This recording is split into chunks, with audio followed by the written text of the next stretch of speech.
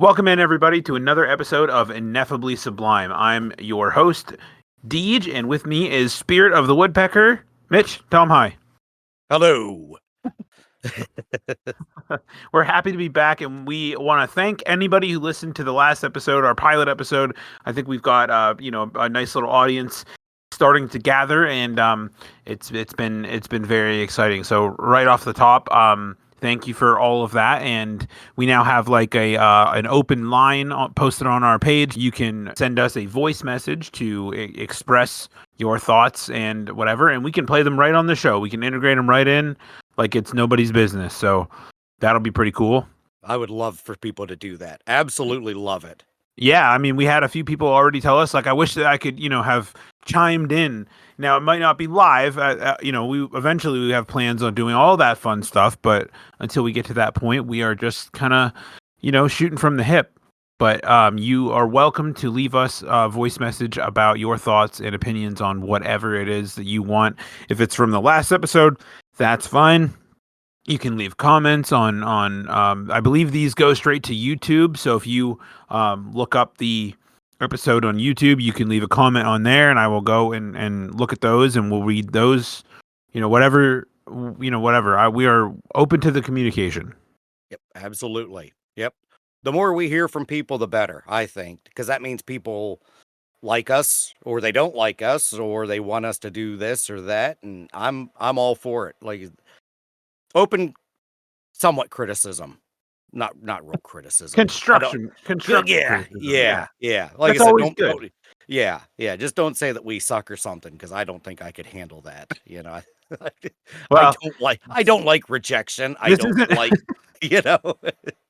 This isn't my first rodeo in the podcasting world, so at least you have me to fall back on, if anything. So that's true. And we're putting this out on the internet, and the internet is just a place full of lovely people. So, oh yes, cream of the crop.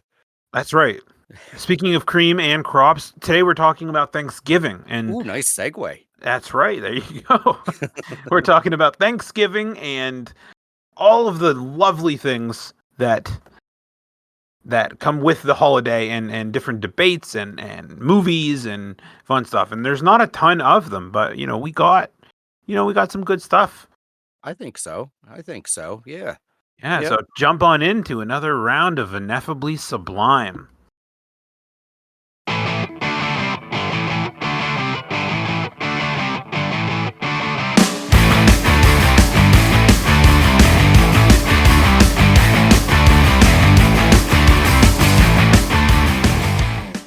Flawless, sublime.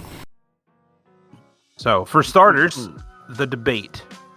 Here we go. Segment number 1. Mitch, should cranberry sauce be a mandatory part of Thanksgiving feast? Put me down as yes. I don't like cranberry sauce. I don't like cranberries. I don't like the way that they jiggle on the table. It looks weird. I like cranberry juice. I like, no, that's really about it. But cranberries, yes. I always feel like I don't say you have to have it. No, I do. I'm lying. No, you got to have it. It's just, I feel like that's the only time of the year that ever gets brought out. I don't remember ever seeing, like, in the middle of May being like, hey, let's have some cranberry sauce. or the, slop it out of the can there. Now, okay, so my wife makes homemade cranberry sauce. Oh, okay. She's not a fan of the Jiggler in the can. Oh, it's gross. But she'll make homemade cranberry sauce, and it's always a hit, man. It's always, and I've had it. I'm just not overly fond of, like, now, listeners. Last week, I literally said that I would put chicken in my Captain Crunch, but I don't like cranberry sauce with my turkey and taters. That doesn't sound right. I mean, yeah, exactly. But I don't care for it. I just think it's weird. Yeah, that's okay. See, okay, now I'm gonna kind of sound a little idiotic here, maybe. But I don't think I've ever even tried sauce. I think I was even just thinking initially just of, the jiggly cranberry. Or is that considered the sauce? Like the jiggly, you flop it on the table and then you. That's cranberry sauce, and it's like in the shape of it's in the shape of the can. Yeah. So that's sauce. So then what the hell do you? Okay. Yeah, people put it on their turkey. They'll put it on what I don't even know how to properly eat it, but like I don't care for it. No. I would rather have like cranberry wine. Ooh, that sounds like that would be good. I'm not much of a wine guy, but I mean, like there's like this winery here in town. Shout out to the winery at Wilcox. They have it's called Wintry Nights, and it's cranberry flavored wine, and it's delicious. Okay. And it always accompanies our Thanksgiving feast. So, yeah, Okay. I mean, I can accept that, but sauce on random foods, I'm just not like that. But like I said, Yeah. I have neurodivergent tendencies, so I don't really mix foods as it is. I'm not much of a mixer either. Like Thanksgiving, anytime that there's corn and mashed potatoes, that's pretty much the only two that I combine together. Sure. Well, I'm not a fan of lumps in my mashed potatoes, so if I put corn in there, then I just I just don't see. Oh, okay. I don't get I don't see the difference between which is messed up because like I just think that potatoes should be smooth. Yeah. Like I was very much anti-lump in my mashed potatoes for, I'd say a good 20, 25 years. And then I finally came around to it. It took a while, but I got there. I mean, I'm there now. I can handle it. I just continuously tell myself these are just potatoes, so yeah, it's fine. But like, it's weird, and I don't appreciate it. But if I put corn in there, it's fine. It doesn't bother me at all. Yeah, and that's all right. I see right there. I have no problem with what you just said there. That's totally normal. So now I'm back to this cranberry sauce thing. So I'm a little confused now because, like I said, I thought. But I still say it should be mandatory, even though I won't touch it. It's just more of a aesthetic look, I guess, is what I'm thinking. Like, it's there. I'm thinking about other people, I guess. Like, people always take pictures of, their food at the table. So so it's an aesthetic thing. An aesthetic thing, yeah. Yeah, even though I won't touch it. But then again, this is another one of those, I've never tried it. I just don't like the way it looks. I don't like the way it flops around there on the pan or whatever. It just freaks me out. It's just standing there menacingly. It's jiggling there, looking at me, judging me or something. I don't know. I don't like it. But maybe I should try it though. But so it is kind of weird that I'm saying yes, it should be. Even though I won't touch it. It just feels like one of those, side dishes that should be there. Right. Okay. I mean, so for aesthetic purposes, yes. Yeah. This says cranberry sauce is a traditional Thanksgiving side. In many households, its sweet and tart flavor complements the savory dishes, adding a burst of taste to the meal. Some enjoy the contrast it provides, balancing out the richness of the turkey and other dishes. I didn't like some of those words there. No. Like so, tart. Yeah. Tart. Yeah. You're not a fan of the word tart? I'm not a fan of the word tart. If something's tart, I'm usually out. I like tartness, but do you? Yeah. When it's welcome. Yeah. And I also think that like saying that turkey is rich just seems like turkey. the wrong adjective. No. Yeah, that's another word I didn't care for. No, turkey's just turkey. Yeah. Yeah, once you start throwing in words to describe foods like tart and rich, then screw it, I'm out. I'll just eat noodles and mashed potatoes. Yeah. All right, well, on to the next one here. Is it acceptable to put gravy on dessert? No. What the hell? What kind of dessert? Like pie? Like you wouldn't put it on pie. Like what kind of? No, I don't even think of a dessert that would have gravy on it. Acceptable to put gravy on a dessert? No, I just don't even. Yeah, that's an unconventional combination. yeah. I don't agree. Maybe sweet potato pie, but I don't like sweet potatoes very much. So No, I could give or take.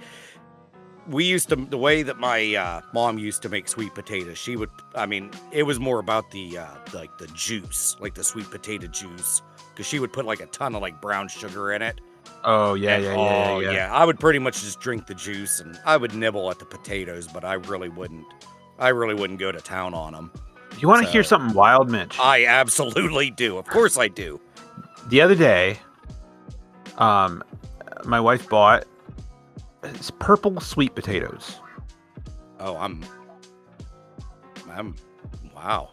Yeah, so she was super excited about it, and I was like, okay, you know, and I didn't really think anything of it because in my head she had already had them at some point, and I had already like watched her eat them and dismissed it. But she claims that this was the first time they've ever been in my presence and her presence, and that they come from Okinawa. All right, so they're coming in from Karate Kid land. Yeah, Mr. Miyagi. Yeah, right. And I'm watching her make this, and I'm looking at it, and I'm like, why does this look delicious? Like, why does it look so much better purple than it does orange? It looked amazing. Really? And it was so vibrant. Huh. It was the most purple thing I've seen in a long... For food that wasn't, like, artificially colored, it was beautiful. And it had this, like... I didn't taste it. Did you take a picture of it? No. Oh. But if she has one today for dinner, I will take a picture of it because she has a couple. Yeah, I need some sort of photo evidence of this. But I'm looking at it and I'm like, why does this look delicious? And she said it's got a different texture than regular sweet potatoes. It's kind of cakey. And I'm like, why? I said, is it weird that it is more appealing to me than when a regular sweet potato? And she's like, kinda. And I'm like, it looks good, but like I didn't try it because it just didn't sit right on my eye palette. I was like, this is freaking me out, man. Like, but it looks delicious. You got to ease into something like that. You can't just look at it, be kind of curious, freaked out, and eat it all at the same time. No, you can't. Oh, brother, I have to psych myself up for months before I try new food. We have to plan for it. We have to be like, hey, in March, you're trying, I don't know, stuffed peppers. I'm gonna be like, all right, I got 3 months to psych myself up. Yep. I got to have like motivational music in my head. You know, it turns into this whole big ordeal with me. Like, oh man, my buddy one time we were going to the Du Bois airport and he was going to try the suicide wings, and he was like in the car, he was like listening to like Goku turning Super Saiyan 3 Dragon Ball Z music in the car, like psyching himself up, and he walked in with headphones on and he was also like, you know, his chest was pumping up and he was just like, I'm fucking ready, bro. Kind of like amazing. Yeah, pulling Dwight Schrute always listens to what is it, Motley Crue right before he's going on a sales. Like there's like 2 different episodes he's with Jim, and they shut the door and he just blares Motley Crue to get himself psyched up to for this sales pitch that he's got to do. So I understand completely, because I got to have some sort of music playing in the background, people cheering for me. It's a whole big thing. Yeah. See, I want it to go off without a hitch. When the day comes, I don't want anybody paying attention to me. I don't want, if I'm about to sit down and try new foods, I want to get it on my own accord. I want to get as much of it as I want. I want to try it. I don't want anybody to look at me, and if I like it, I don't want anyone to be like, wow, you see what you've been missing the whole time? Like, I don't want any of that. I just want it to be like, that was good. And they'll be like, cool. And that's the end of it. No, I don't. I want a whole big extravaganza. I want everybody staring, because if nobody's staring at me, then I start making like a grunting noise or a moaning noise, like, should I try? I kind of want the attention. Oh, I see. Then I have everybody look at me, and then I'm usually like, don't look at me, but I want you to look at me. Yeah. Right. No, I can be dramatic. Yeah.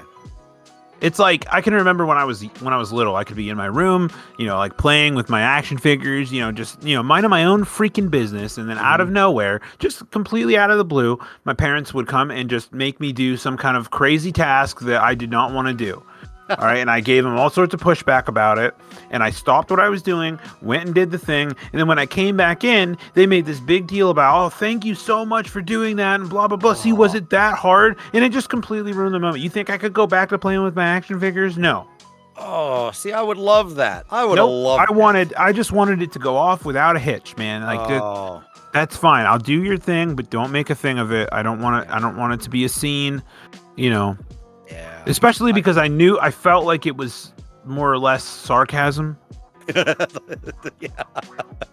Like, this is what you should have been doing in the first place, so thanks, kind of thing. And I'm just it's like you're 15 years old and you're finally fucking taking the garbage out, you know. And like the sarcastic, like, oh, what a good boy. Yeah, kind of condescending. It just took me out of it, and I wasn't into it, so whatever. All right, number three. Number 3 here. Pumpkin pie versus pecan pie. Oh, there's no debate on this. It's pumpkin pie all day long. Pecans can suck it. I don't like pecans. Well, now hold on. Okay. Now hold on. Okay, I love pecan pie. Okay, but I have a tree nut allergy. That's you do. Okay, so I can no longer have pecan pie. It's unfortunate. That is a shame. But yeah, I do not like pumpkin pie. Really? It is not my favorite thing. DeeJ. Texturally speaking, it is glorious. Taste-wise, I'm just not overly fond of it. Are you just is it like a pumpkin thing in general? Like, yeah, I'm just not into it. You're just like even like when they run the deals for the pumpkin lattes and everything pumpkin related, you're pretty much anti-pumpkin anything. Yeah, I'm like good for like when we had game night over there in the break room, I was like eating those pumpkin cookies that Tammy made. Oh yeah, they were great, but that's about it for the year. Like, I'm not gonna be eating any. But if I have pumpkin pie, it'll be one slice. Wow. My wife just bought a pumpkin pie at our local grocery store here, and I believe it's already all gone. We destroyed it. Well, okay, so every year we have a Friendsgiving, which this year was kind of out of the bag and a little short notice, but you'll be on the docket for that, Mr. Bloom, at some point. I'm down. I am down. You'll be on the docket for it at some point, but it was too short a notice this year for that. But me and Tammy's friend Amanda, she always asks us, what kind of dessert she brings. Dessert, which is going to segue into the number 4 segment. Should Thanksgiving dinner be a potluck event? So I'm gonna couple number 3 and 4 here, and I'm gonna say she always offers like, hey, what can I bring, dessert wise? And she was the one who introduced me to brown sugar pie, which I have introduced you to. Oh, that was excellent. Completely sublime. Yes, brown sugar pie, listeners, it is delicious. All right. Sublime's not even a strong enough word for what it was. It was ineffably sublime. Oh my God, that was fantastic. So that is my choice of pie when it comes to this, because it's basically like a way more delicious pecan pie with no pecans. There you go. See, and even at that, when I had pecan pie, I wanted it with just like one pecan per slice. Like, I didn't want just decorate the top. Like, I didn't want nuts throughout the whole thing. I just wanted a little bit of it in like, but that's just how I am. Yeah. Like, I went to Dunkin' Donuts this morning and I got plain ass donuts. Oh, I don't understand that. I just like it. I don't like really sweet things. Oh. And if it's going to be really sweet, I don't need anything else interfering. Yeah. I mean, I get it, but it's still crazy. A dried original plain old donut, that just makes my throat hurt thinking about it. But it wasn't necessarily, I mean, I have it with a cup of coffee. Yeah, but still. My donuts have to be fun. I like a fun donut. I mean, I like a fun donut on occasion.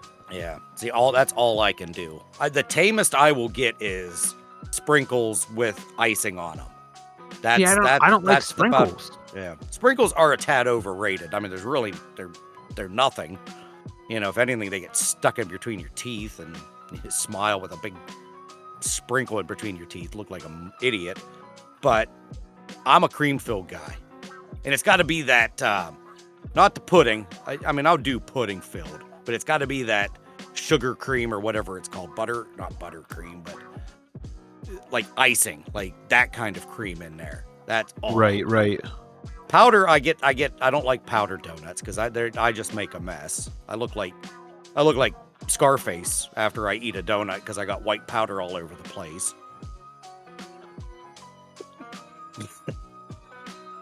I'm with you to a point, Okay.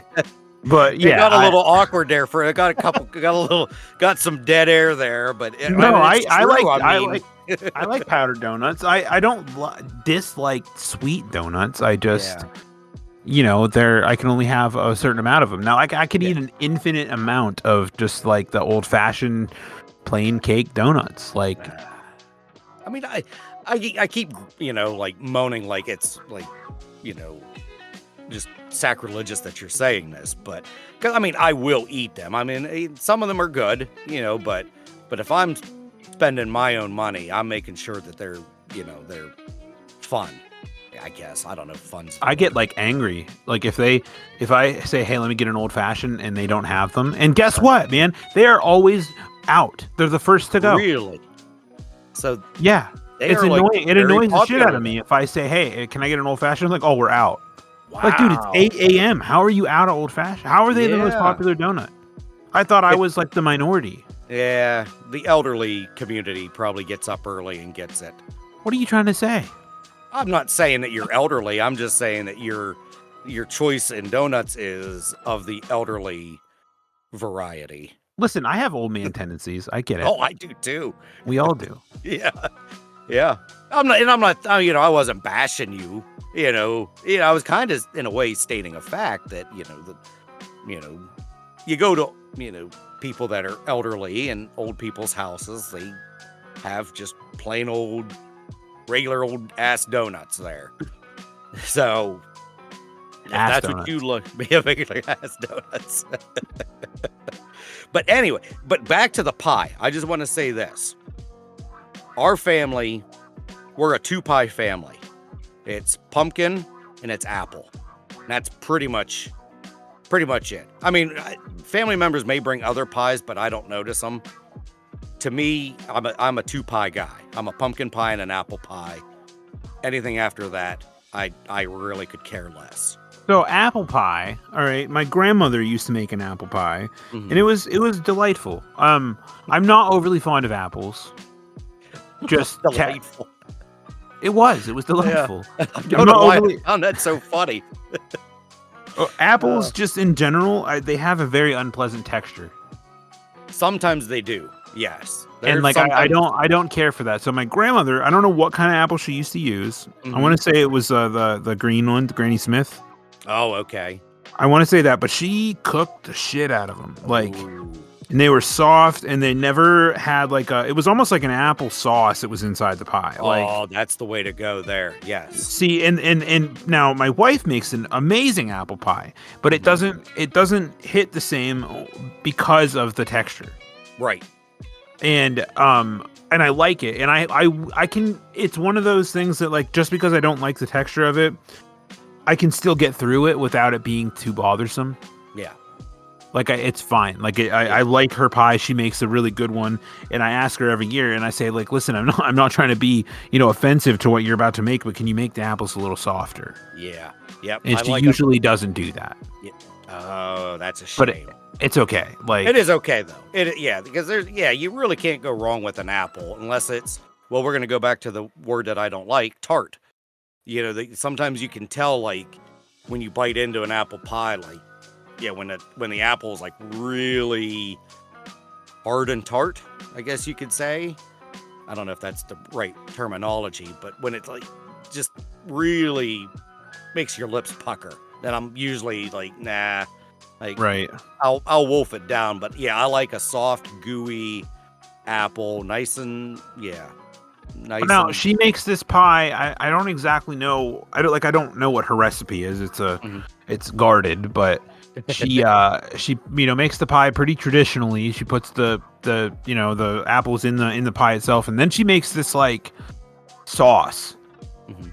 It's like I don't really know how to describe it. It's like a caramely, brown sugary apple pie sauce, and she kind of just dumps it over the apple pie. Nice. She dumps it over the crust and everything, and it kind of goes into the holes that are in the pie crust. Oh, And just fills the pie up, and then it like hardens kind of over the crust. Okay. It makes like a creme brulee style crust. Huh. It's really appealing, like, and it's delicious with ice cream. Like, what do they call it? A la mode. Yeah, a la mode. Yep. Yeah, it's delicious that way, and I love both. I love both, and my mom makes my grandmother's pies because my grandmother is not with us anymore, but my mom has taken on the recipe, and it's so hard because like I've been asked before, like, who makes a better pie? Yeah. Oh. Like, I can't choose between my grandma, my mother, and my wife. Like, both you don't of them answer that. Right, both of them have great appeal in different aspects. Yep, absolutely. So where do you stand on this? Do you think that Thanksgiving should be a potluck event? Like, should somebody bring something? Well, that's how our family always did it. My wife's family never did it that way. So there was a bit of a cultural clash, you could say, between my family and Autumn's family, because like I said, once I moved out of the house, it was for Thanksgiving, what are you bringing? And it's like your choices are this, this, and this. And when I was younger, I was pretty much, dessert, go to Walmart, get dessert, and bring something to drink. Right. And then as the years went on, and it was like, okay, what are you making? So with me personally, I say yes, it is a potluck. But like I said, whenever I first came to Autumn's family, it was like, well, what are we bringing? She's like, we don't bring shit. Like, you just bring yourself. I was like, wow, this is wild stuff. So I'm going with, just because this was how I was raised, that yes, it should be a potluck event. Okay, all right, that makes sense. Yeah, I can attest to that. It's not. I'm neither here nor there. You know what I mean? I'm always like, be courteous, bring something, bottle of wine, whatever you're gonna do. Like, yep.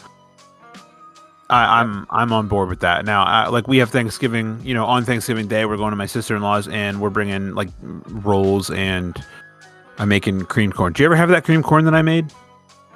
No. So that homemade cream corn. I remember you talking about it, but I don't think you ever I don't think you ever brought it in or anything, did you? I don't know, man, but let me put you on. Let me put you on. It is out of this world. I think cream corn is absolutely disgusting. Like, from a can.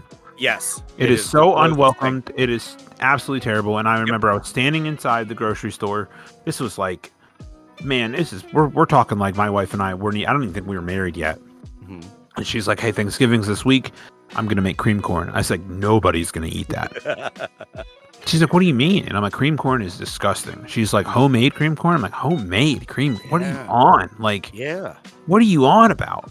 And I remember just giving her so much shit for it. Like, I was like, I don't know. And then she's like, well, we're going to take corn. You take frozen corn. You add some cream. You add a little bit of cream cheese. Like, you add, some butter. And you put it in the crock pot. And you kind of just like let it go. And like, dude, holy shit.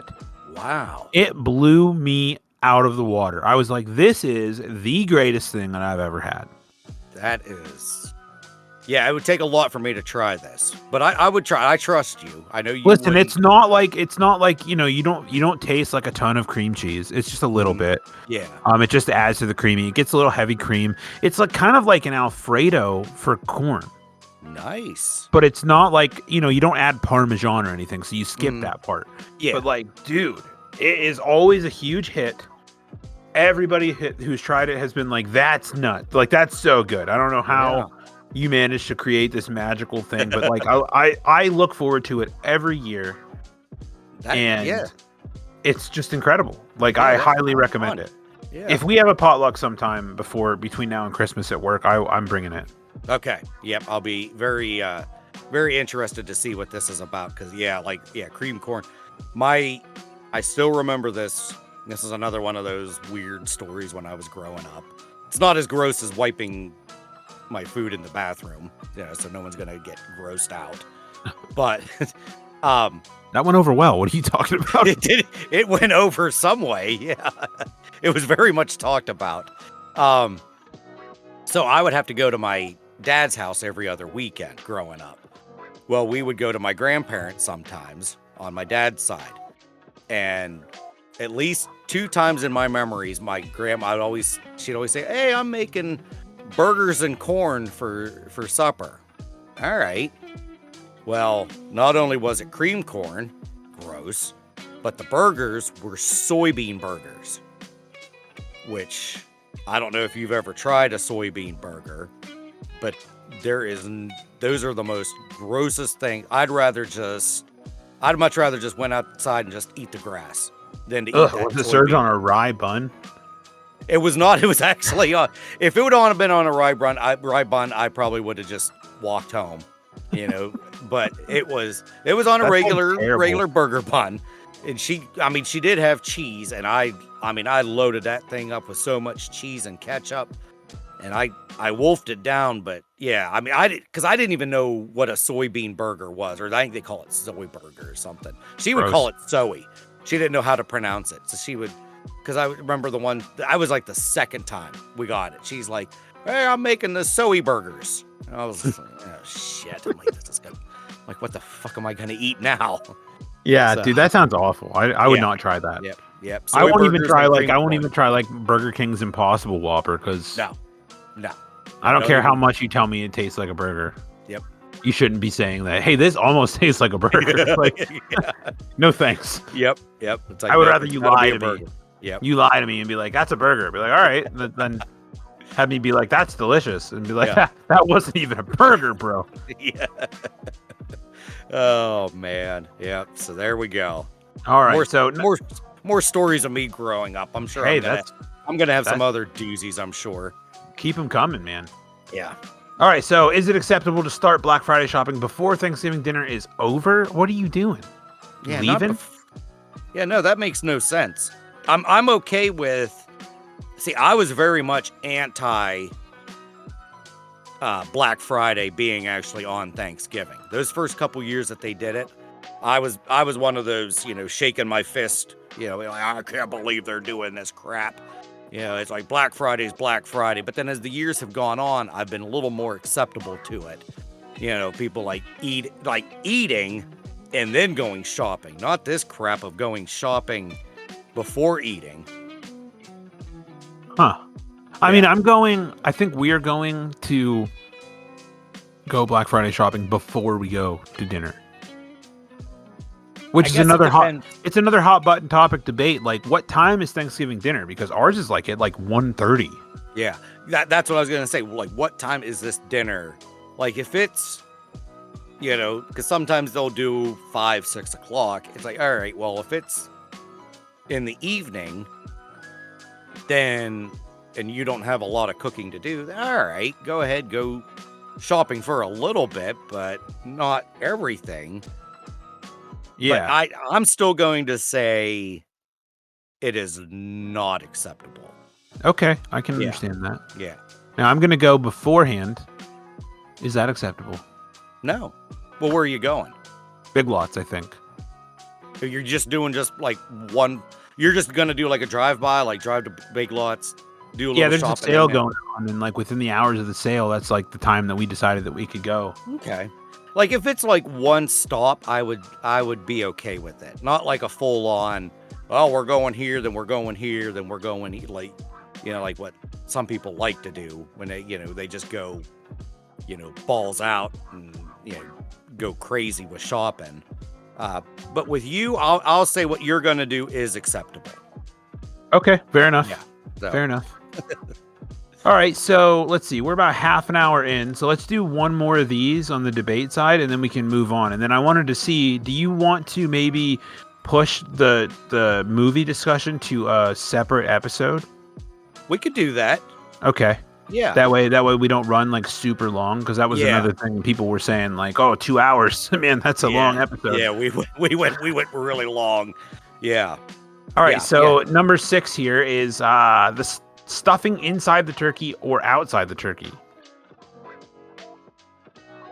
I don't like stuffing, so I don't really give a crap where it's at. You don't like stuffing? No. If there's no vegetation in the stuffing, then I'll eat it, which is basically just a big old glob of bread and gravy, basically. Right. Well, I have something else I can put you onto. Ooh, go for it. Oh man, it's delicious. All right. So usually, let me just weigh on this debate. I don't care where the stuffing's at. Yeah. Whatever. Anyway, usually what I do is I sometimes, it depends on how much mashed potatoes are there. If there's a lot of mashed potatoes being served, I will have some with dinner. If there isn't, I will skip the mashed potatoes entirely and I will take some home along with some stuffing, because next day, and this is something that I learned about since I've been married to Tammy, that if you take stuffing and mashed potatoes and put it into into a ball, mix them together into a ball, and then put them on a frying pan with some oil and fry them into like little potato cakes. Oh, holy moly, brother! The soybean burger Graham and the cream corn Graham, that Graham did that same stuff with the mashed potatoes, make them in. Oh my God, those are great. Yes, they are. They are absolutely incredible.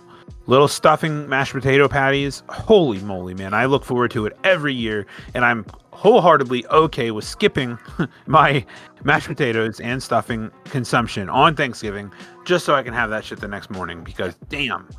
Yeah. Yep. I get you with the. Now, we never added the stuffing to it, but she would do that with the mashed potatoes. Oh my God.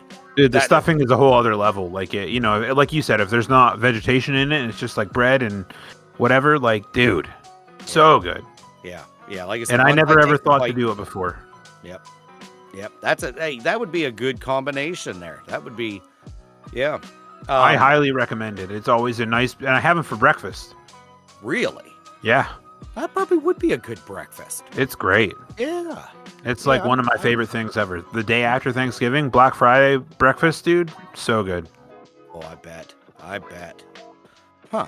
Yeah, I'll have to think about that one. But yeah, like I said, when it comes to stuffing, inside, outside, whatever. I'm like I said, I'm more than likely not going to eat it anyway.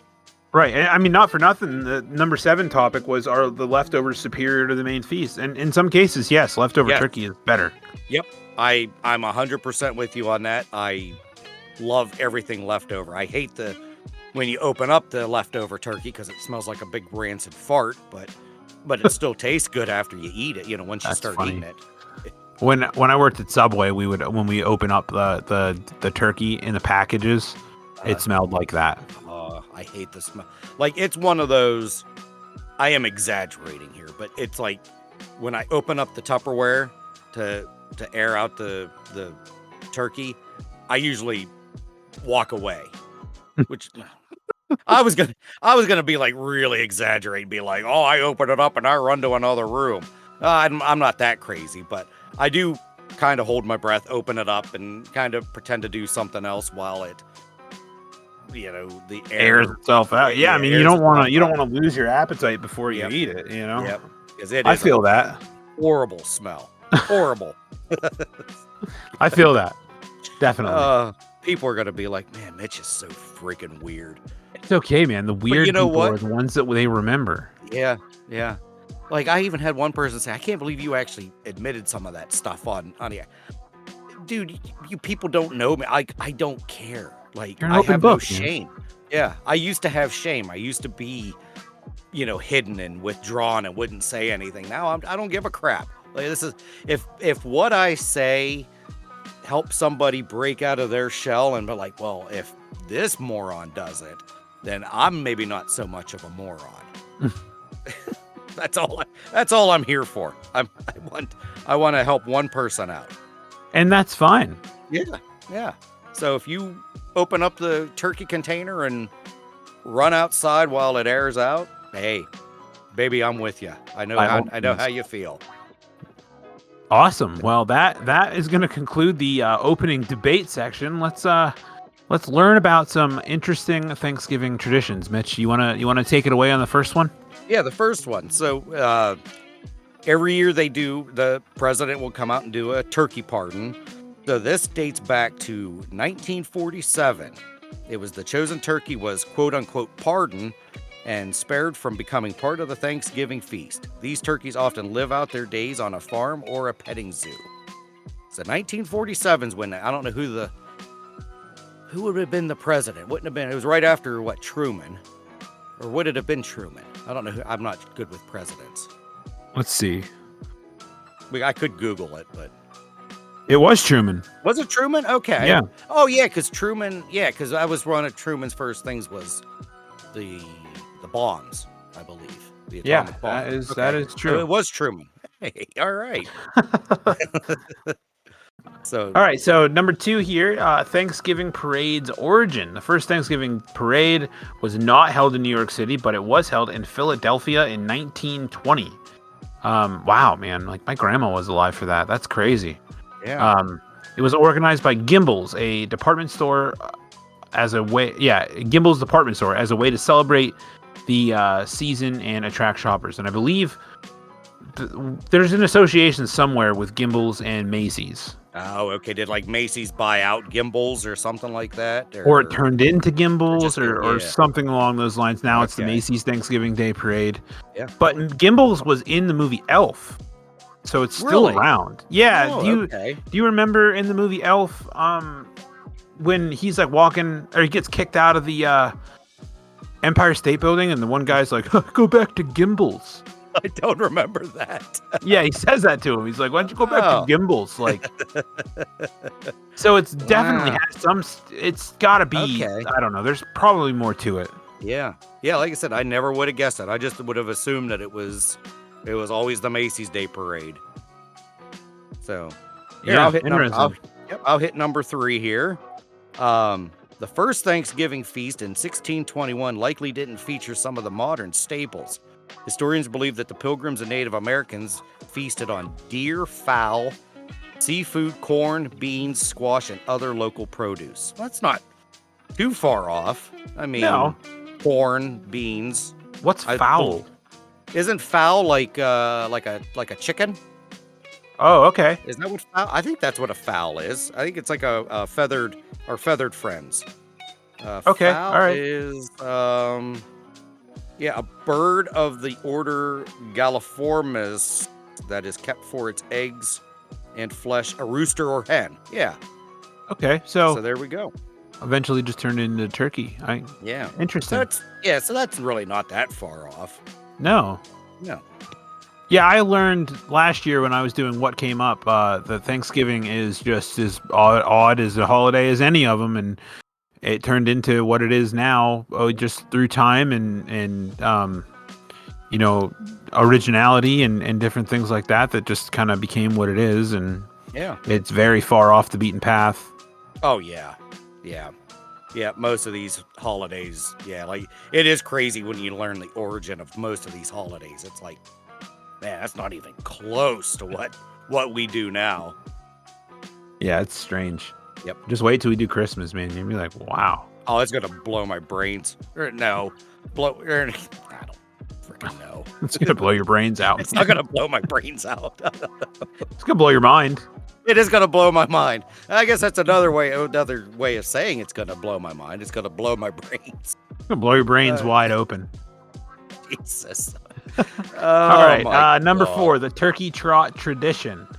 The term turkey trot originated in the late 19th century to describe a foot race or fun run held on Thanksgiving Day. Participants often dress in festive attire, and the events have become a popular way to burn off calories before the big feast. Oh, okay. I've never even heard of that, but okay, sure. Yeah. Well, a fun story. I hope my wife doesn't listen to this. Back when I don't think we were married yet. I guess all the county employees do what's called like a turkey trot. They go bar hopping from place to place and then get all shit-faced and everything. And I didn't want to go. So I tried to stay home. Well, it wasn't even dark yet. And I get a phone call from one of her coworkers saying, you're going to need to come and get Autumn. She is like absolutely plastered. And I was like, oh my God. I'm like, okay. So I get there and apparently she shut down the bathroom, we'll say, in the one bar. She just threw up everywhere. Oh boy. Yeah. That was easily probably the drunkest I ever saw her. That's relatable. And we had just moved into our house. And where we lived before was a really nice community, bunch of older people surrounding us. We get home. Well, this was already after she had cried on 3 different occasions when I told her where I was parked. And it was too far. So then we finally get home. I turn and get something. I look and she's literally army crawling in the front yard because she can't walk. So that was a nice little surprise for the neighbors seeing my, but at this time we're 20, whatever we were, 24, so it's like, this wouldn't be the first time, but yeah, this was I think that might have been one of the last times she ever did it. It's still talked about many times, even all these years later. Yeah, it was turkey trot bar hop. Yep. That's funny. Yep. Or what did they call it? Turkey crawl, I think, is what they call it. I don't know if they do it I'm assuming they do it everywhere, but I think bar crawl, turkey crawl, it makes sense. Turkey, yep. Huh. Interesting. Yeah. Oh yeah, that was great. Good times. So. All right. So, let's see. Number 5. We're Canadian Thanksgiving timing. Okay. So Canada celebrates its Thanksgiving on the second Monday of October, while the United States celebrates it on the 4th Thursday of November. The Canadian holiday predates the American one and is linked to explorer Martin Frobisher's 1578 voyage. Good old Martin Frobisher. Well, that's odd. I wonder how theirs differs. That's what I'd like to know too. You always see that. Like I always saw that on calendars. Because you'd always see like other, like what's Canada's other thing they do? Boxing Day. Oh, yeah. But you always see, it's like, what the hell is Boxing Day? And then you would see in October, it would say Thanksgiving, and then in parentheses, it would say Canada. And it's like, I've never seen that. Yeah. Yep. I have a Bob's Burgers calendar in our kitchen, and we were just looking at that, but not too long ago. And we noticed that. I have a calendar right here. I'm going to look right now. Yeah. Oh, yeah, right there. October 14th, Thanksgiving, Canada. Yep. It's also Columbus Day for America. Really? Yeah. So I don't know. I was going to say, did Frobisher and Columbus, well, that whole Christopher Columbus story, that's an eye-opener that, they did not teach you in school.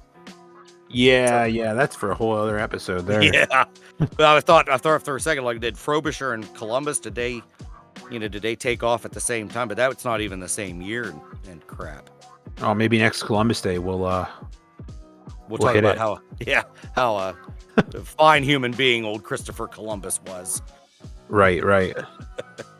So number 6, and as you listeners hear me and Mitch go back and forth, lately I've been traversing in I don't even know if traversing is the right way to say it, but I've been expressing my opinion on how weird of a sport I think football is, just sports in general. And that's what he said in the last episode, the great football debate. It's coming. We're going to do an episode about it at some point. It's going to be great. What you meant to say with traversing was you're annoying. You're annoying everybody, us sports fans. Well, I won't get into it right now, but that, football is not my forte, and I have weird opinions about it. So we'll get there at some point. I'm gonna make it's gonna be a good one. Oh, we're gonna get a good debate going. I can't wait. So number 6 is the football tradition. Watching football on Thanksgiving has become a cherished holiday traditions in many households except for mine. The unfortunately named Detroit Lions have hosted a game every Thanksgiving Day since 1934, and the also unfortunately named Dallas Cowboys joined in with their own Thanksgiving Day game in 1966. So, football does not happen at my house on Thanksgiving. Oh, it happens. That's all that's going to be on TV at our house every day, all day, every day. If it could, it's on my screen. But I get it. I get people not liking it. I don't get it, but I get it. There's times being a Steeler fan that I wish I wasn't a football fan, but because they drive me nuts. Every sports team drives me nuts. That's the way it goes. Yep. So there's times I wish I was like you, where I was like, I wish I wasn't even watching this. I wish I wasn't so invested in this freaking team. But yeah, like I said, we always have it on in our house. Yep, every year. It's always 1 o'clock game's usually always the Detroit game, and then the 4 o'clock's usually Thanksgiving, Dallas, and then now within the last 10 years they actually do a primetime game now, where they do one at night, and that's just two random teams that they pick.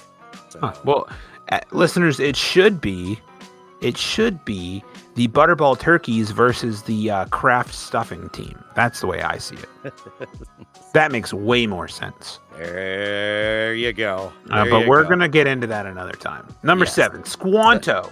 Good old Squanto, the old Native American. Yeah. He's For American. A long time, my brother called it Squatto. Squatto, okay. I don't know why. Isn't there a Star Wars character named Squatto? I think in the prequel trilogy. What's his name? Squatto? What the hell's his name? The one that owns Anakin and his mother. That's the flying. His name wasn't Squatto. It's not Squatto? Oh. It was close. It's close. It sounds right, but it's got to be close. But I don't think it's Squatto. Okay. Yeah. He's like an Armenian. Yeah. Like an Armenian shop owner. Yeah. That for Phantom Menace. It sure does have some between those the ones that were basically like Chinese guys. You know. Here come the Jedi. And it's like, oh, dude, come on. Like, come on, George. You know, and then this guy, you know. His name is Watto. Watto, okay. All right. So I was close. Watto. Squanto. Yeah. Interesting. Anyway, so Squanto, a Native American of the is that Pawtucket? Patuxet? Whatever it is, I don't know. Yeah. We're literally they're rolling in their graves right now. He played a crucial role in the survival of the Pilgrims. He taught them essential agricultural skills, including how to cultivate corn and other crops, otherwise known as maize. Well, there we go. That's back. I remember I learned that back when I was in like elementary school. Yeah. Whenever we learned about the cornucopia and how it was part of the Fruit of the Loom logo. And guess what? Yes. That never existed. That's right, because you're what was that Mandela thing that we went on Mandela about. Effect action going on here. Yeah, so that's for a whole other episode. But yeah. Oh my God, I still know for a fact Sinbad did Shazam. Yeah, well, yeah. And I know for a fact that Fruit of the Loom had a cornucopia in it. Yep, me too. And that's how everybody in that class learned what a cornucopia was. Yep. There you go. Look at your underwear. Look at your shirts. That's a cornucopia. That shit never existed. Nope. What reality are we living in? I don't know. I don't know. Especially today with some of the stuff I'm talking about.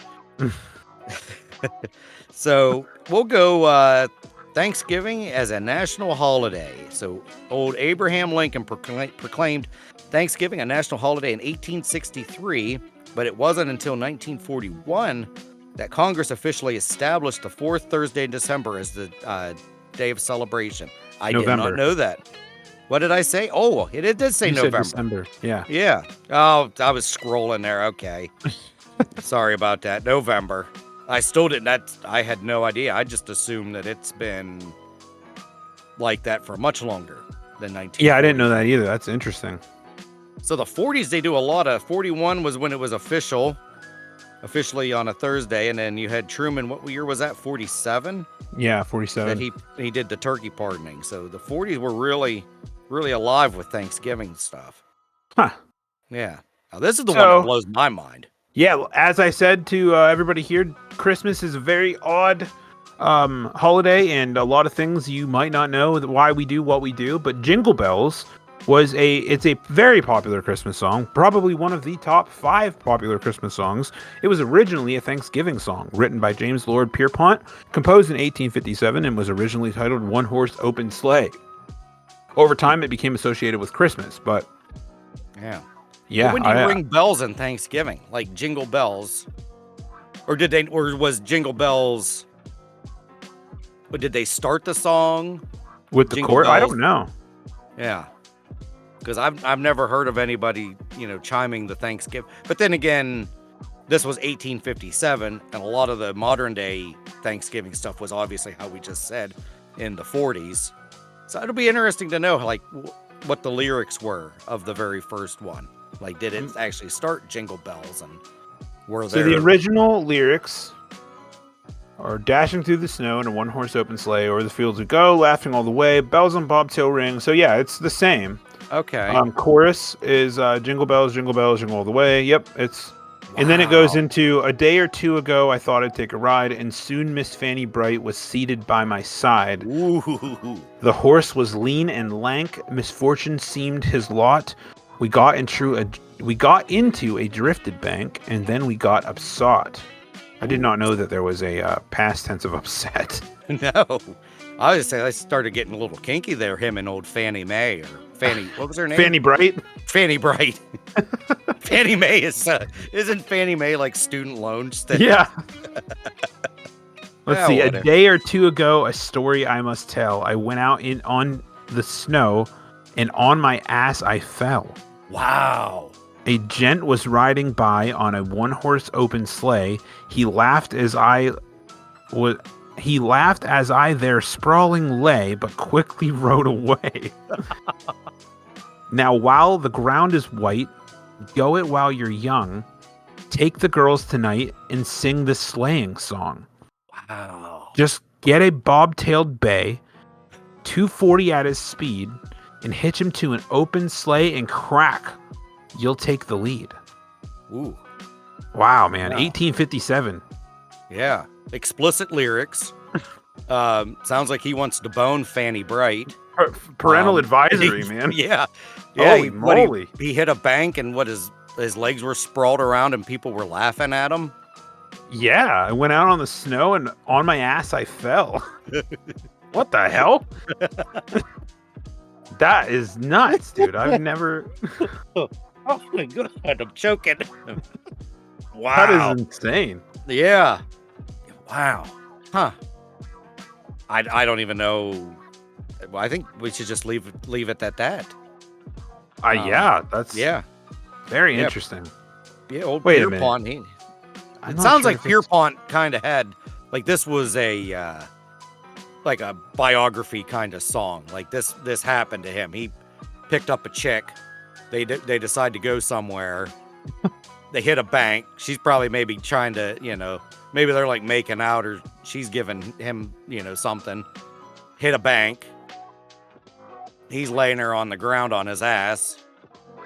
And somebody comes by and laughs at him. Someone's like, hey there, Lord Jimmy, how was your night last night? Let me tell you. Let me grab my guitar here real quick. Yeah. And dashing through the snow. And they're like, holy shit, brother. They're like, that was a hell of a... They're like, damn, this dude's making TikToks before TikTok was even thought of. Yeah. And where did poor Fanny go after? He talked about picking her up, and then once they hit the bank, you don't hear anything about Fanny. Yeah, what happened to Fanny Bright? Yeah, what happened to Fanny? Fanny might have been DOA. Maybe she hit something. I don't know. Poor Fanny. Huh. Yeah. But he does say what towards the end, he does say, grab your girl and lay some hay. Or something like that, yeah. Yeah, grab your girl and grab some hay, or whatever the hell he said. So maybe that was still about Fanny. Fanny might have been a slut. I don't know. Let's see here. I'm trying to find out. J.P. Morgan. Wait, all right. The popular song Jingle Bells, written in 1850 by James Pierpont, the nephew of J.P. Morgan, the well-known financier. Yeah. He was a Unitarian minister for Medford, Mass. There was a song reportedly written. It was inspired by sleigh races held in that town.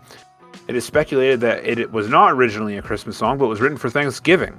Huh. As was Over the River and Through the Woods to Grandmother's House We Go. Oh, wow. Let's see.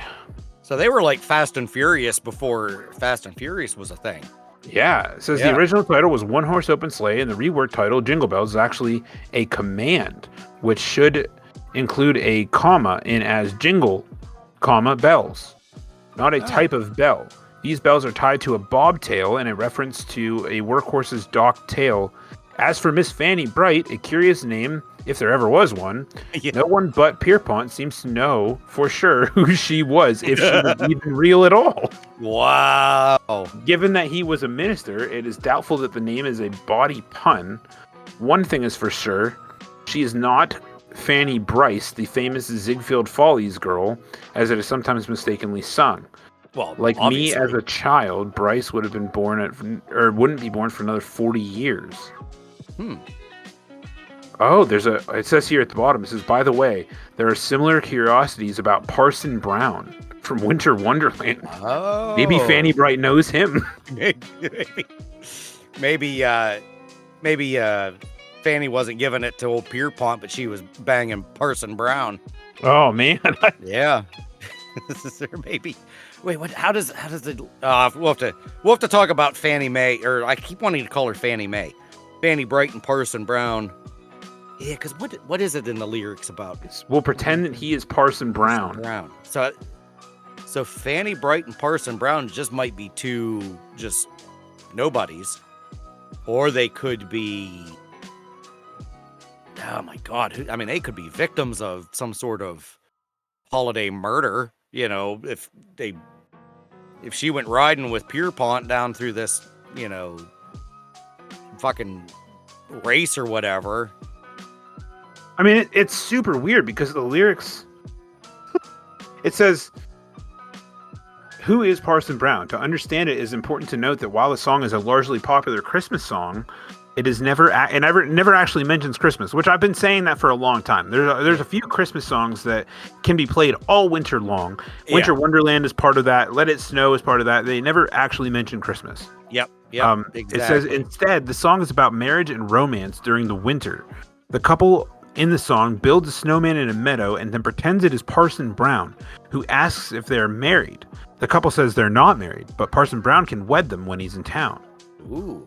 So parson actually is another word for clergyman, especially a Protestant pastor, according to Merriam-Webster's dictionary. The word has gone largely unused since 1980, but it's been on the decline since the 1800s. Oh, we need to so bring whether it back. Whether you prefer Bing Crosby or Michael Bublé, Tony Bennett or Pentatonics, or any other artist performing Winter Wonderland this season, you'll no longer need to wonder about the snowman named Parson Brown. Interesting. So I don't know. So it's just find somebody to make their nickname Parson, so we can bring Parson back. If nobody's saying the name anymore, let's bring it back. I mean, you could just become ordained and then just be like Parson Bloom. Yeah. There you go. Yeah, there we go. All right, so wild stuff. That's right, man. Hit him with number 10, and then we'll move on. Oh, here we go. I didn't see. We talked about cranberries. I didn't even know this. Okay, so we got the cranberry bounce test. You can test the freshness of cranberries by bouncing them. Fresh cranberries will bounce due to their air pockets, while older ones won't. So you're talking about like slapping them, like when you bounce them, like I don't know, like drop them. I guess. Or like when you flop them out of the can and then watch it bounce. I think they're talking about fresh cranberries. Oh, I'm thinking cranberry sauce again. All right, god damn it. Well, it's like batteries, but you can do the same thing with batteries. If a battery bounces, it's dead. I think if it hits the ground and just stays, it's a full battery. Oh, I didn't know that. Yeah, if you pick up a battery and drop it, then it like if it bounces up, then it's like it's dead. No shit. Yeah, but if you drop it and it hits with a thud and kind of stays put, it's got life in it. Oh, I'm gonna have to try that. All right, so I was reading this as cranberry sauce again because I was like, well, how would us? Okay, so if it's actual cranberries, Yeah, it's not flubber. I mean, what if it came out and just bounced around the whole fucking room and you had to catch it? That was part of I think it usually does. Thanksgiving tradition. You have to catch the cranberry sauce. You have to, Thanksgiving dinners are now being hosted in gymnasiums across America because cranberry sauce has been integrated with flubber. Yeah, stuff's gross. Just gross. What a great movie. It's been a long time since I've seen it, but what I do remember, it was funny. Hell yeah. Yep. All right, Robin so Williams. Yeah. Mitch has gone out of his way to find common Thanksgiving injuries to avoid. So we're moving on to the section of news stories, crazy news stories, and we're going to open it up with the most common Thanksgiving injuries to avoid, written by the Babylon team in November of last year. Yes. Yeah. So of course, number one is always going to be car accidents. So just always, please, no drinking and driving, because I think that's what they say. It's usually increased. 29% of Thanksgiving Day traffic fatalities include a driver who was under the influence. So, there's all sorts of different ways to get around anymore. So, no drinking and driving. Right. And it says here too, stop driving and rest if you become groggy. So no driving under the influence of tryptophan, okay? Yep. No be eating a whole bunch of turkey and then deciding to leave. Right. Yeah. So See, number two here is fires. Yep. And I would assume a lot of this comes from oven, and then turkey frying is a big one. So if you're I've never had a deep fried turkey, but I hear it's the snake's hips. Snake's hip. I've never heard that term. So it's like the bee's knees, the cat's pajamas, the snake's hips. Yeah, we did a turkey fryer one year. I think there was a patch of our yard that never grew grass for felt like 10 or 15 years. It was really good, and we didn't, we never full on had a fire, but yeah, there was enough grease and everything that spilled out that, we had a nice little round brown patch for the longest time. Yeah, every time you mowed the grass, I thought, man, that turkey was fucking delicious. That was some good. So number 3, going back with fires, burn injuries, and other cooking accidents. So just, burns from oil in the turkey fryer. This time of year is when, I start seeing a lot of TikToks and Facebook reels and stuff of, turkey fryers and, just grease and oil just flying all over the dang place. It's very easy to burn the shit out of yourself. Yeah, definitely be careful. Boiling water too. That one blows my mind. I feel like we're reading a work module right now. Yeah, I know. It's like we're falls HR. and injuries. Yeah, the safety people. Yeah. So whether it's rushing around the grocery store or battling through crowds in packed retail stores on Black Friday or running around the pool at a friend's house, slips and falls are pretty common. So, take 5 seconds for safety and assess the area and make sure that you don't do that. Yep.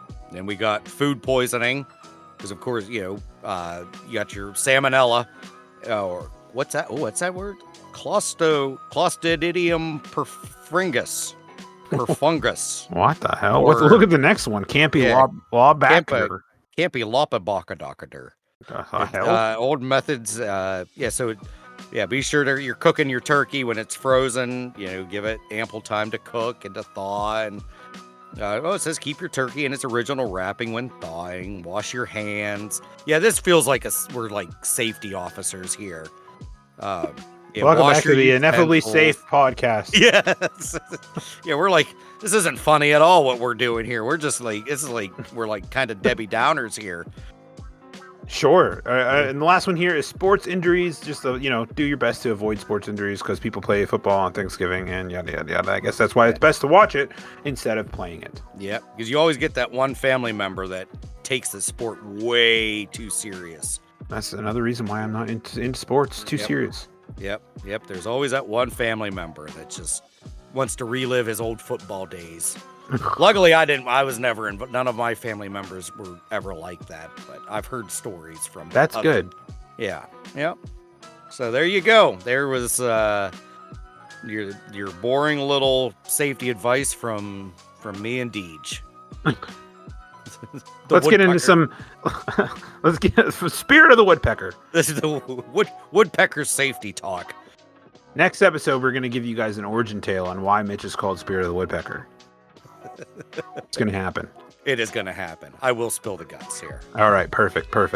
All right, so let's do these other. We got 5 other news stories here. They're pretty short, so nothing crazy. But the first one here is the Great Thanksgiving Pie Riot of 1883. So in 1883, a pie shortage in Chicago led to a riot. When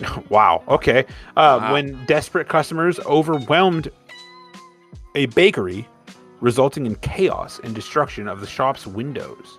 All for pie. Yeah, I like pie, but I don't like it that much. Yeah, I'm not gonna go. Just make some, man. Yeah. It's 1883. This is pre-depression, man. Yeah, things were abundant. Yeah, there's no reason for them to act like this. That is Chicago. That's a whole different breed of people there, I guess. Still though. Yeah, it's nuts. Yeah. I don't know why you. How nuts is it, Mitch? Well, it would be, I would say, platinum walnuts. Platinum walnuts. Yeah. Ladies and gentlemen, this is your first ever dive into our new rating system. We're gonna, if anytime anybody says that's nuts, here's our rating system. All right. We're gonna go over this real quick because this is the best. This is the best thing here. Shit, was platinum walnuts even one of them? I'm not sure, but it should be. But we're gonna go right into it. The Pretty Nuts rating system. So when we say that's pretty nuts, like what kind of nuts are they and how pretty are they? All right. Number 1, bronze peanut. This is the starting point, basic, foundational. Number 2, silver almond. It's a step up, but it's a bit more special. But it's nothing crazy. Yeah. I'm allergic to almonds, so it's gonna stay down there. Yeah. Number 3, gold cashew. All right, shining bright, representing a good level of awesomeness. Yeah. Here we go. Platinum Brazil nut. That's what you're looking for. Oh, that's what it was. Okay. Platinum Brazil nut. It's rare and precious. It stands out. Number 5, diamond pecan. Truly exceptional, reaching a premium level. Number 6, the blue diamond walnut. Oh, blue diamond Exceptional. walnut. Okay. Yeah, exceptional, rare, a step beyond. Number 7, and my personal favorite, the imperial jade pistachio. It's uniquely valuable, highly prized. All right, number 8, the pink star cashew. A level of awesomeness that is rare and sought after. Number 9, the ruby chestnut. My second favorite. A gem among ratings with a rich and unique flavor. Sounds like a stripper name. And number 10, the ultimate. The tungsten carbide hazelnut. There it is. Unbeatably awesome, representing the pinnacle. All right, so there you have it, folks. Carbide. Hey, that was you. That was me. That was me. You that came up with tungsten carbide. And that was like 4:30 in the morning. That's the way we do it, man. That is. I think Nate was platinum walnut. I think he's the one that said that. I think that's why that was stuck. Or was that? It might have been. Maybe. I don't know. We were kind of just going off the cuff until we actually centralize it. So there you have it. That's the Pretty Nuts rating system. You're gonna hear that a lot. We're gonna rate every movie like that. We're trying to be in with the out crowd. We don't want just 1 out of 10, 2 out of 10, that boring bullshit. Yeah. We want to know, if it is it pretty nuts? How pretty are they? What kind of nuts are they? So there you go. There you have it. So go ahead, Mitch. Hit him with the second news story there. All right, this is the one that we just talked about before we came on here. So this was called the Turkey Drop from a Plane, and in Yellville, Arkansas, the annual Turkey Trot Festival featured a bizarre event where live turkeys were thrown out of a low-flying airplane. The unusual tradition continued for several years. So I was telling you, DeeJ, this was just a little bit before my time. but there was a show called WKRP in Cincinnati. And Okay. it was based like on a radio show, and they did the first annual turkey drop, and they were doing this over the radio of this plane flying over, and it is, if you've never heard it, you've got to listen to it. It is the funniest thing because the one character, he's just like, as God is my witness, I swore that turkeys could fly. But he's going on this step by step of these turkeys just falling and not flying. And it is one of the funniest things. And you'll see this time of the year. I just actually saw it on Facebook. There's a t-shirt place. I think it's like T Public. And they're making shirts saying, annual turkey drop, WKRP in Cincinnati.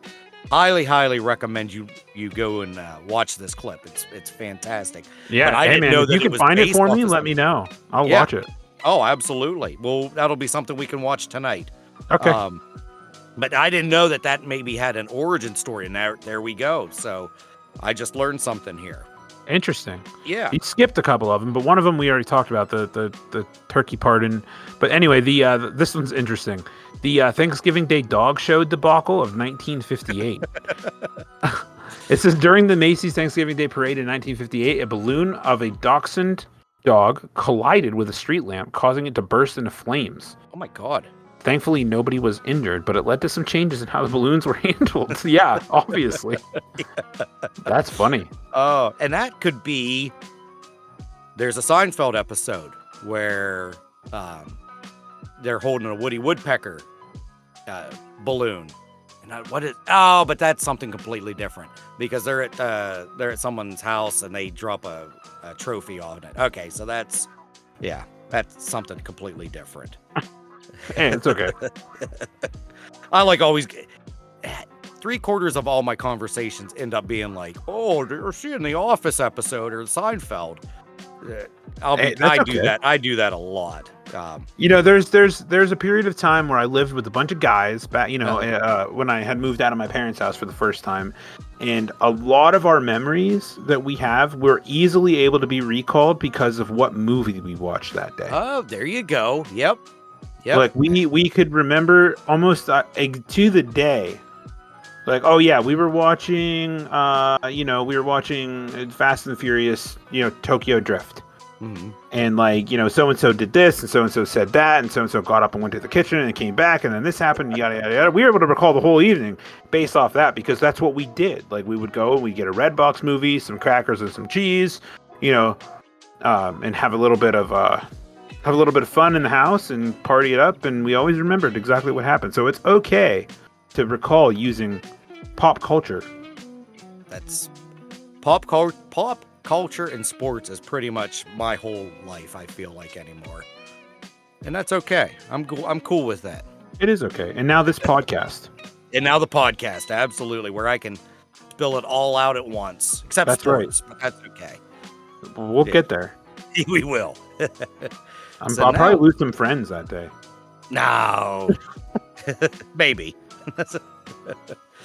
Okay, so this is an odd one. So it says the Great Thanksgiving Turkey Pardon, 1989. It says the tradition of the U.S.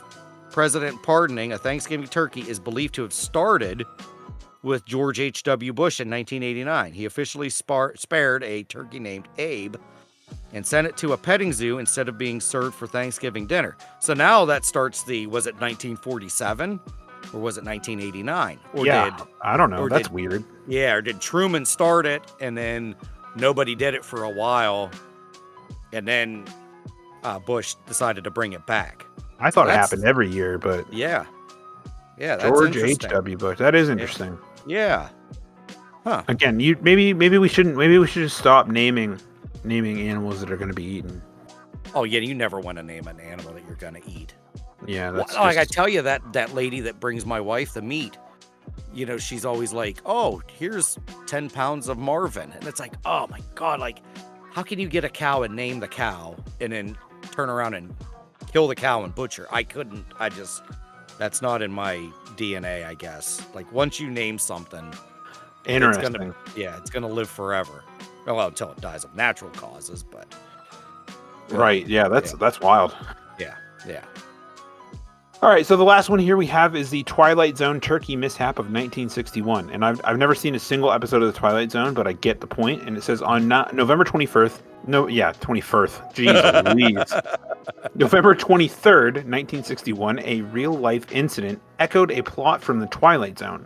A power outage in parts of the U.S. Northeast disrupted Thanksgiving dinners, leaving families to enjoy their meals by candlelight. Huh. Wild. That is wild. What? Well, wait a minute. November. When the hell was wasn't JFK? No, that was 63, not 61. Never mind. Yeah. Okay. Yeah. So yeah. I've never watched a single episode of Twilight Zone. Not a single. Yeah, I'm with you. Yeah.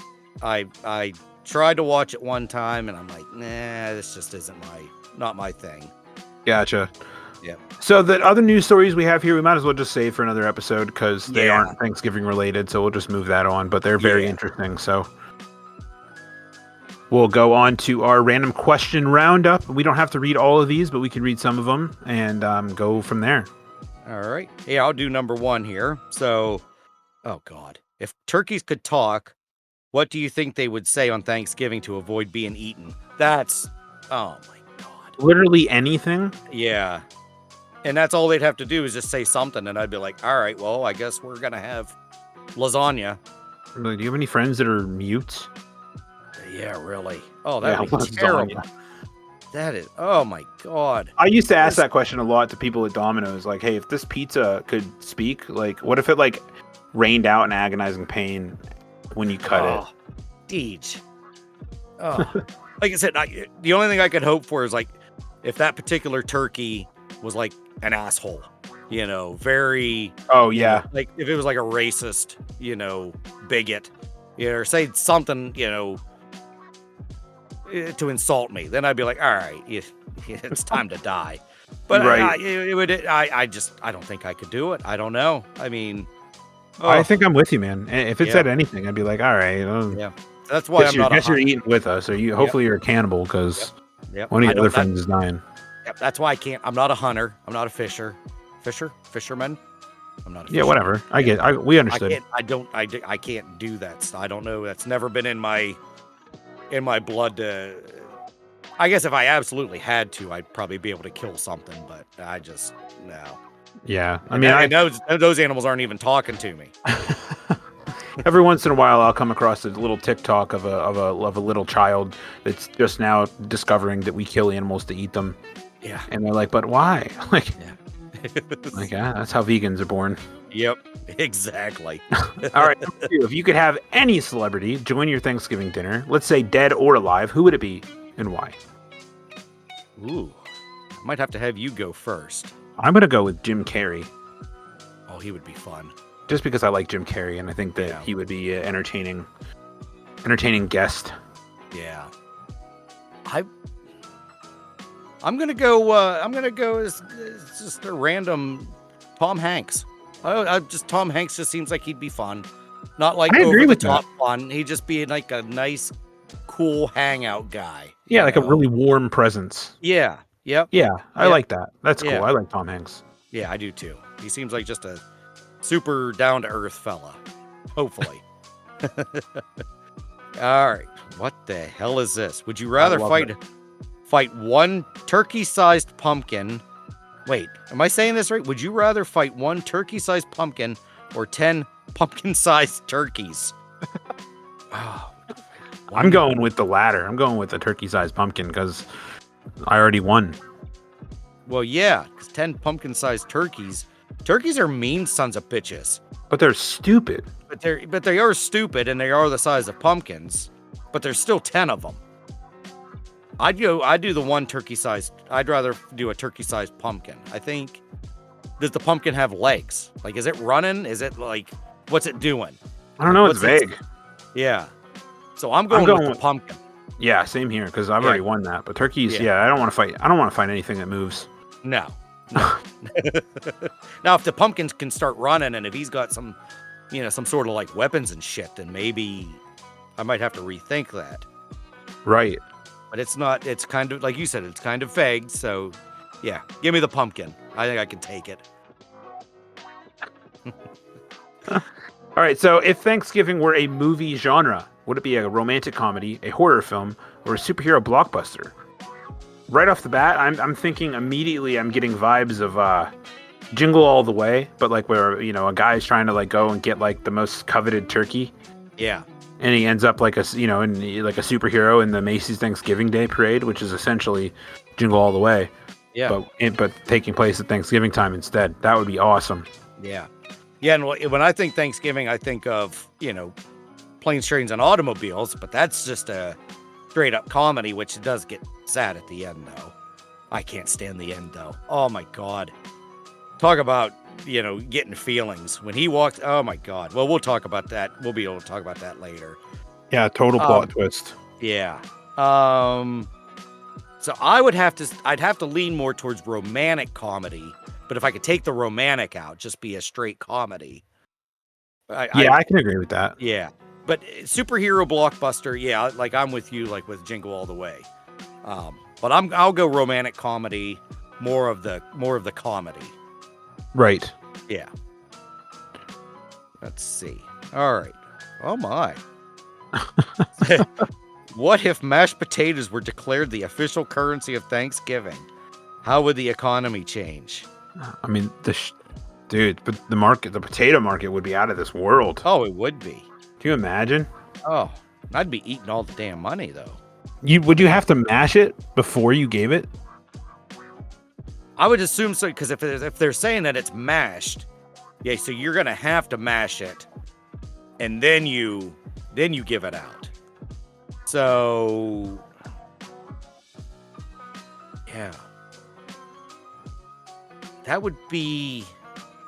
I don't even know, man. That's just such a weird question. Yeah, because it's at just the grocery store. Like, hold on, let me grab my potatoes. Yeah. And she's like, that's a quarter. That's a third of a mashed potato. Just grab out your buck knife and just. Yeah, everyone's gonna have to get like a big ass freaking barn, just nothing but potatoes. And only for Thanksgiving. The rest of the year, it's all just regular money. Oh, it does say just for Thanksgiving. Okay. But still, you're gonna want a lot of potatoes. I mean, it would boost the economy because no one would be spending real money. That's true. That's true. Jesus. Could you imagine standing in the grocery store line like that's a third of a potato, and then you have to like grab your knife and cut it out and smash it a little bit, and then here you go. There. They have like a giant bin, like our yogurt bins. Just fill it with mashed potatoes. Oh God. So weird. Oh, that is weird. Very weird. Oh my. Let's see. I'm gonna skip down here and see. In an alternate universe, if Thanksgiving is celebrated with a grand parade of giant food-shaped balloons, what balloon would you want to see floating in the sky? Giant food-shaped balloons. Like a giant can of cranberry sauce. Yeah, get that damn with. Make sure it's jiggling, and then I guess the cranberry's got to bounce too, so we don't want them bouncing. And it's got like a gavel. Yeah. because it's judging you. It is judging, yeah. See, and I already feel like there's probably already turkey balloons. I would assume. Yeah, likely. It's been a while since I've wearing like a pilgrim hat or something. Yeah. Seems likely. And it's got those stupid little what's the little the white thing on that it puts on the turkey on the legs. When it's cooked. It looks like a pilgrim hat, kind of, or not pilgrim hat, but like a chef's hat. Chef's hat, yeah. What the hell are those? What the hell are those things? We should have looked that up. I just now thought of that. Like, what the hell is the point of that chef's hat on the nub of the leg? I don't get it. I'm looking it up right now. Okay, so my food-shaped balloon.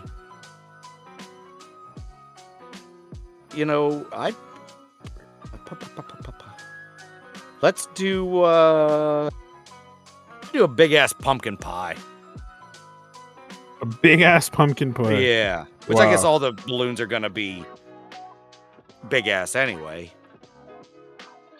So, wow. All right, this is like, I don't know. It's exactly what you think it is for no reason at all. This is the small chef's hat on cooked turkey legs is a decorative touch that some people add for presentation purposes.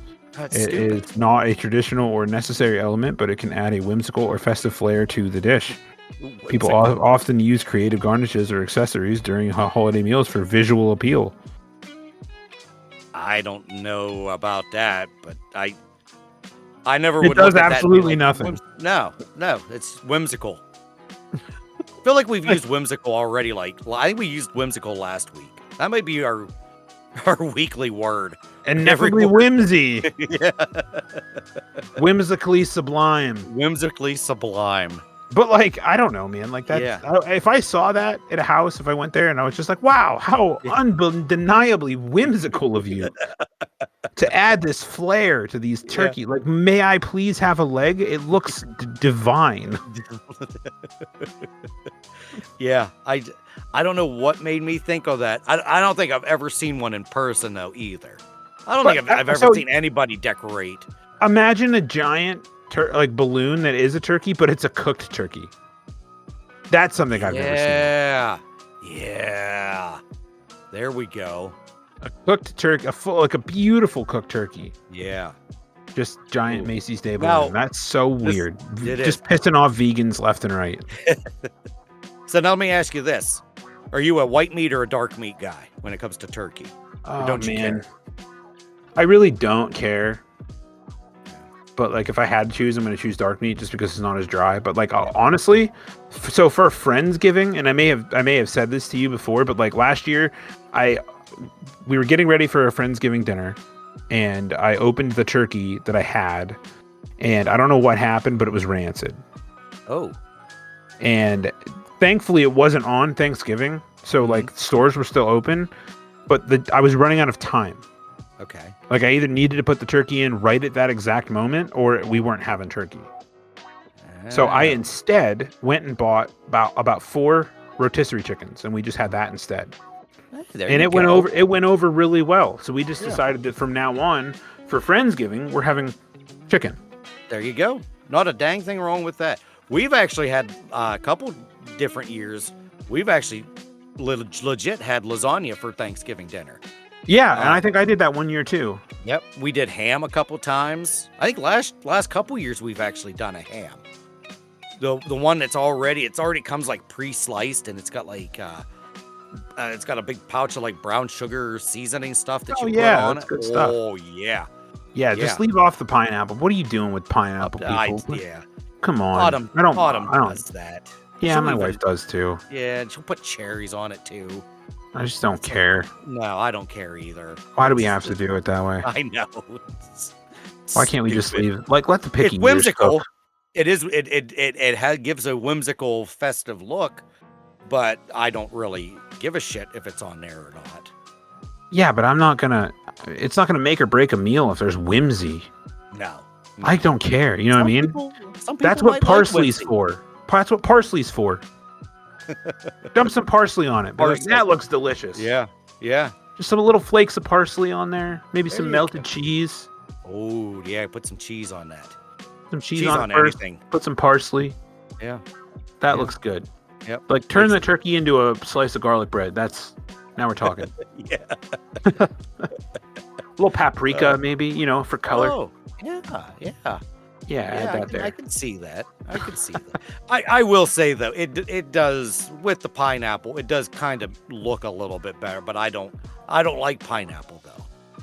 But it does give a nice little look though. I will admit it. I poo-poo it, but I like it.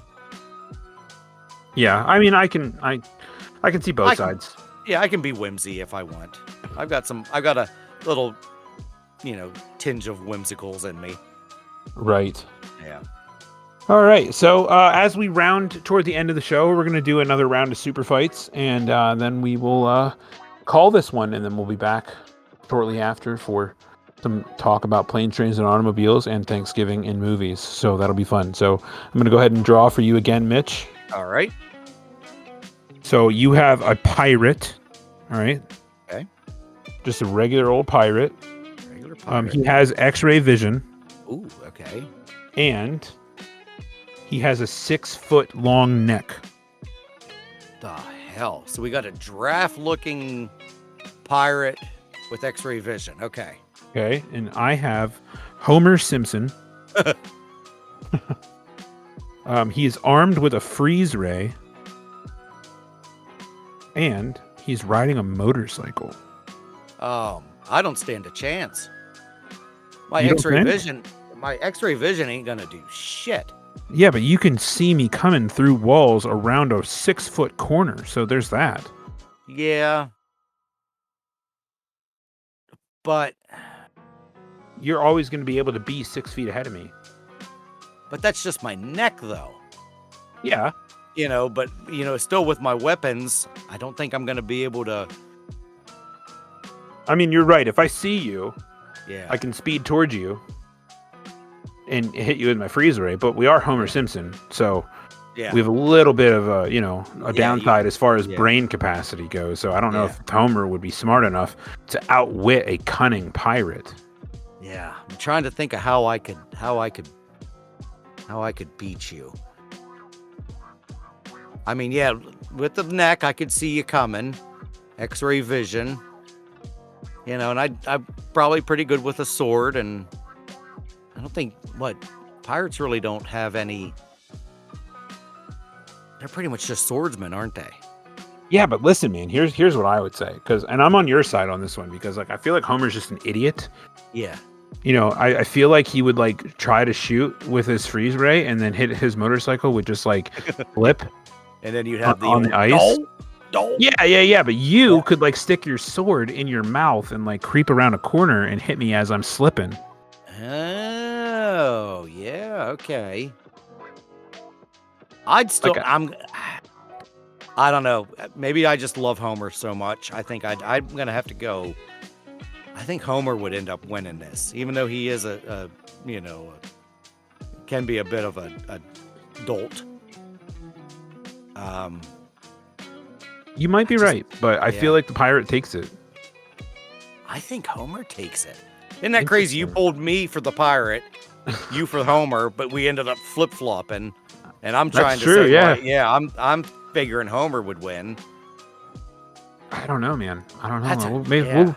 We'll think on it a little bit, and if you have more, then we'll bring it up. But yeah, I'm gonna have to say I'm pretty positive. I'm saying Homer would win this because he is good on. Because isn't he? I didn't really watch the Simpsons movie, but doesn't he do something with the motorcycle around this big sphere kind of thing? Maybe he might be skilled on a motorcycle. So I think. Yeah, I'm calling Homer on this one. All right, we'll have to. Yeah. I'll come back next time with more thought on that. Okay. That's my thought process. Right. Maybe I'll probably forget, but yeah, I'm going to go with the pirate. You're going to go with Homer. So yeah, I'll go with we'll that. See what maybe our listeners can chime in and they can give us what they think. Yeah, who you think would win? Yeah, pirate with a 6-foot neck and X-ray vision, or Homer on a motorcycle with a freeze ray? Yeah. That's what we have. So, okay, guys. Well, as we wrap up another uproarious journey through the inexplicably sublime, we have to leave you with another challenge. Please share your thoughts on today's topics that we've covered. What is your take on Thanksgiving? What are your favorite things? What are your favorite foods? All the things that we talked about. Do you know any more interesting news stories that have happened on Thanksgiving, or do you yourself and your family have something crazy that has happened to them on Thanksgiving involving a turkey fryer or something along those lines?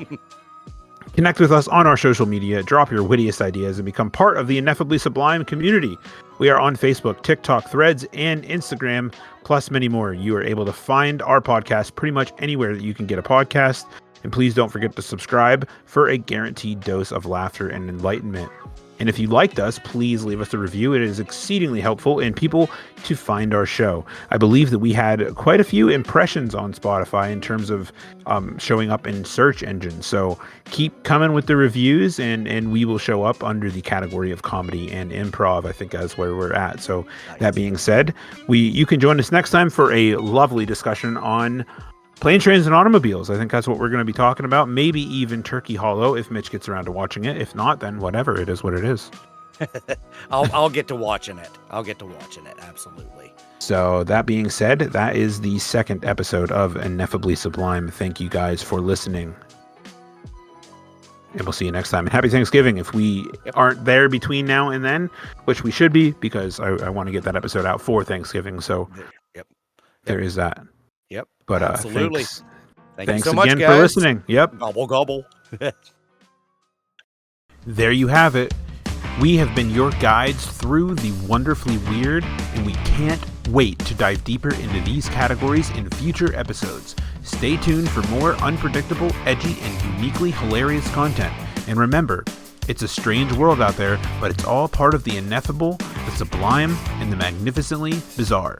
Thanks for listening, and be sure to stay tuned for more.